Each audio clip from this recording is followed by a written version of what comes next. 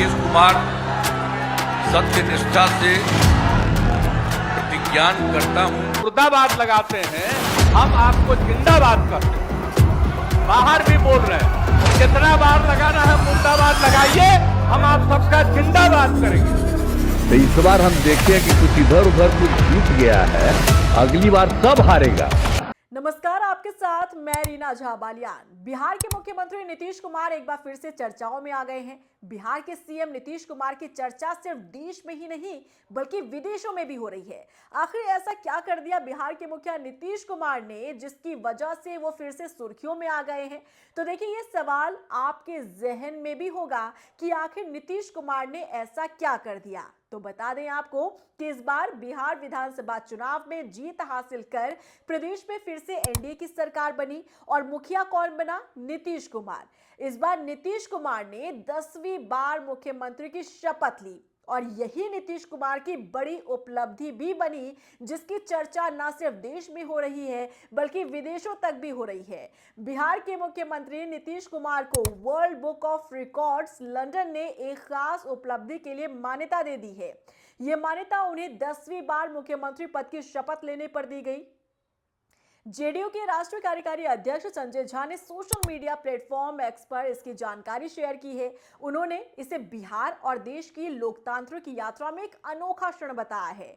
संजय झा ने लिखा कि ये नीतीश कुमार की वर्षों की सार्वजनिक सेवा, स्थिर शासन और जनता के भरोसे का प्रतीक है। उनका कहना है कि लगातार 10 बार मुख्यमंत्री बनने का ये रिकॉर्ड न सिर्फ व्यक्तिगत उपलब्धि है बल्कि बिहार के इतिहास में महत्वपूर्ण पड़ाव भी है। World book of records London ने नीतीश कुमार को 10वीं बार बिहार के मुख्यमंत्री के रूप में शपथ लेने पर शुभकामनाएं दी हैं, बधाई दी है। World book of records London ने पत्र के माध्यम से मुख्यमंत्री नीतीश कुमार को बधाई देते हुए कहा कि ये देश के लिए गौरव की बात है कि साल 1947 से लेकर 2025 तक आप देश के पहले व्यक्ति हैं जिन्होंने 10 बार मुख्यमंत्री पद की शपथ ली है। ये भारतीय लोकतांत्रिक इतिहास में एक बड़ी उपलब्धि है। ये असाधारण उपलब्धि आपके अटूट समर्पण और दूरदर्शी नेतृत्व और बिहार की जनता का आप पर विश्वास और प्रशंसा को दर्शाती है। वर्ल्ड बुक ऑफ रिकॉर्ड्स ने पत्र के माध्यम से कहा कि लगातार 10 बार राज्य का नेतृत्व करना लोकतांत्रिक इतिहास में एक बड़ी उपलब्धि है। ये न केवल एक व्यक्तिगत उपलब्धि बल्कि पूरे राष्ट्र के लिए गौरव का क्षण है। शासन, विकास, सामाजिक कल्याण और प्रशासनिक स्थिरता के लिए आपका ये निरंतर प्रयास लाखों लोगों को प्रेरित करता रहेगा। बता दें कि नीतीश कुमार ने पहली बार साल 2000 में मुख्यमंत्री पद की शपथ ली थी। हालांकि वो सरकार ज्यादा दिन नहीं चल पाई और 7 दिनों के भीतर उन्हें इस्तीफा देना पड़ा। इसके बाद 2005 में वो दोबारा सत्ता में आए और तब से लगातार बिहार की राजनीति में एक मजबूत चेहरा बने हुए हैं। इस दौरान उन्होंने अलग अलग राजनीतिक गठबंधन के साथ काम किया। कभी उन्होंने एनडीए के साथ गठबंधन किया तो कभी महागठबंधन का साथ लिया और एक बार उन्होंने कम समय के लिए मुख्यमंत्री पद भी छोड़ा था और ये जिम्मेदारी जीतन राम मांझी को दी गई थी। लेकिन कुछ महीनों बाद वो फिर से पद पर वापस लौट आए। बता दें कि इस रिकॉर्ड को अंतर्राष्ट्रीय स्तर पर शामिल किए जाने की प्रक्रिया शुरू हो गई है। वर्ल्ड बुक ऑफ रिकॉर्ड्स ने नीतीश कुमार के नाम को अपनी वैश्विक सूची में दर्ज करने का इरादा जताया है और बिहार के लिए ये गर्व का, गौरव का पल है। इस उपलब्धि को बिहार की लोकतांत्रिक मजबूती का भी प्रतीक माना जा रहा है और जिस तरह से 10वीं बार मुख्यमंत्री की शपथ ली नीतीश कुमार ने, ये उनकी राजनीतिक हैसियत को और भी ज्यादा बढ़ाता है और ये बताता है कि राजनीति में, सियासत में आखिर क्या जगह रखते हैं नीतीश कुमार। क्योंकि नीतीश कुमार के लिए यह भी कहा जाता है कि नीतीश कुमार को मुख्यमंत्री की कुर्सी से बेहद लगाव है।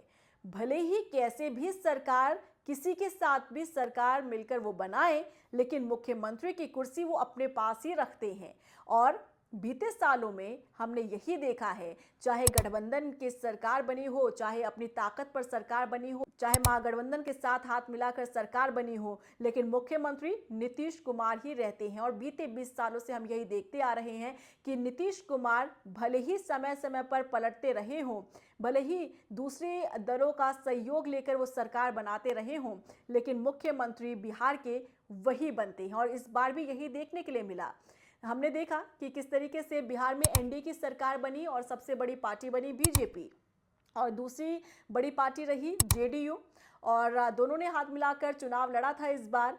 लेकिन ऐसा लग रहा था कि सबसे बड़ी पार्टी बनकर उभरी है बीजेपी। 89 सीटें बीजेपी ने हासिल की है, 85 सीटें जेडीयू ने हासिल की है, और ऐसे में हो सकता है कि मुख्यमंत्री का चेहरा बदल दिया जाए। हो सकता है कि बीजेपी की मनमानी इस बार चले, और इस बार भी लग रहा था कि शायद कुछ ऐसा हो, क्योंकि बीजेपी सबसे बड़ी पार्टी बनकर उभरी थी। 89 सीटें हासिल की थी बीजेपी ने और जेडीयू ने 85, और लग रहा था कि बीजेपी कहीं ना कहीं अपनी मनमानी कर सकती है, और बीजेपी चाहेगी कि कोई ना कोई उनकी पार्टी की तरफ से मुख्यमंत्री का चेहरा हो। लेकिन हमने ये देखा कि इसमें भी कोई भी झोल जो है वो नजर नहीं आया। जो पहले से ही मुख्यमंत्री की कुर्सी संभालता रहा, वही चेहरा फिर से रिपीट किया गया, यानी कि नीतीश कुमार 10वीं बार राज्य के मुख्यमंत्री बने, बिहार के मुख्यमंत्री बने। और यही कारण है कि उन्हें विदेश में भी उनकी चर्चा हो रही है, क्योंकि 10वीं बार वो मुख्यमंत्री बने बिहार के, 10वीं बार उन्होंने मुख्यमंत्री की शपथ ली, और यही कारण है कि उन्होंने रिकॉर्ड बना लिया है।